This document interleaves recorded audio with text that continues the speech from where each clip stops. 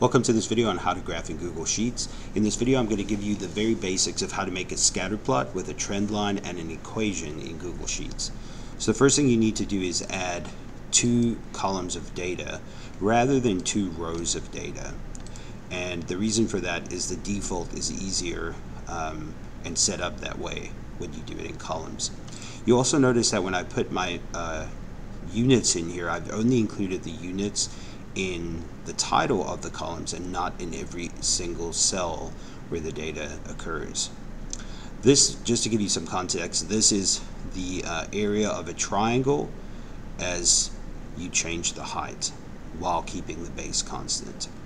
So the thing I'm going to do here is highlight the data or select the data. So I'm selecting the cells A2 all the way up to B6, and then I'm going to go to Insert, Chart, and it's auto generated the scatter plot, which is awesome because that's the one that I want, but yours may not have done that. I'm not sure what causes the default setting to change, but if it isn't, just go up to Chart Type here, and that's found in the Chart Editor menu, which shows up when your graph is generated. Now, if for some reason you accidentally click out of this, you can just double click on your graph and it will bring the chart editor back up. So under chart type, we want to always make sure that we have a scatter plot selected. Now over here you can see it's given me some suggested ones. We're never going to use line charts or bar charts for this kind of data. We only want scatter charts. But if you don't have any suggested ones at the top, just scroll down until you find the scatter plot or scatter chart. So we got that done. Next we're going to go to Customize. Now under Customize we can change all these other things, and we're going to focus on series here first. The first thing is just a couple formatting choices. So you can change the color of the dots, you can change how big they are, you can even change the shape of what the dot is. So play around with that. Next we're going to add the trend line by selecting this. Okay. And you can see here that we have options for trend lines. So this data set happens to be linear, but if you don't have a linear data set, you can just drop down the type menu and pick a different one. But we're going to leave that with type as linear. You can see you can change the color of the line again and how thick it is and all that stuff. Next we're going to do is add a label.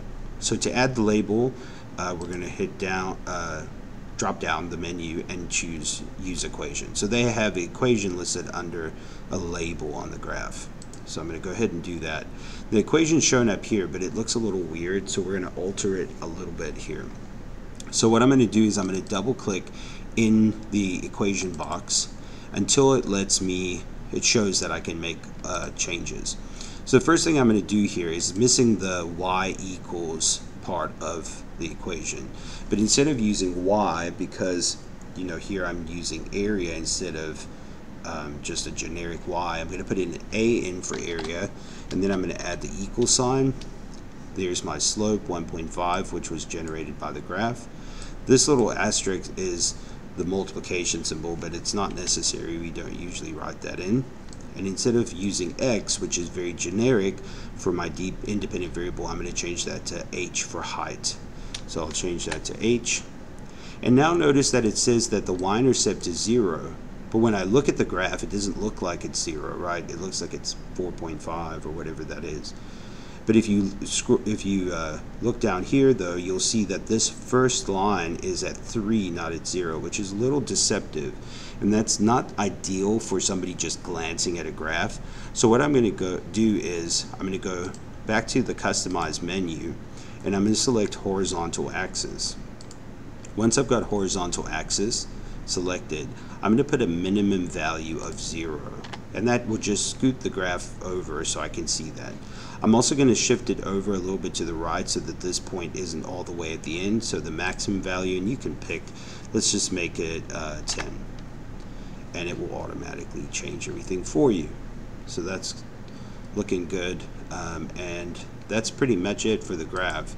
So at this point, what you can do is that you can copy and paste this graph into a lab report or Google Doc or wherever it is that you're keeping your information. So I hope that helps you get started on how to graph, and we'll address some more complex topics in later videos.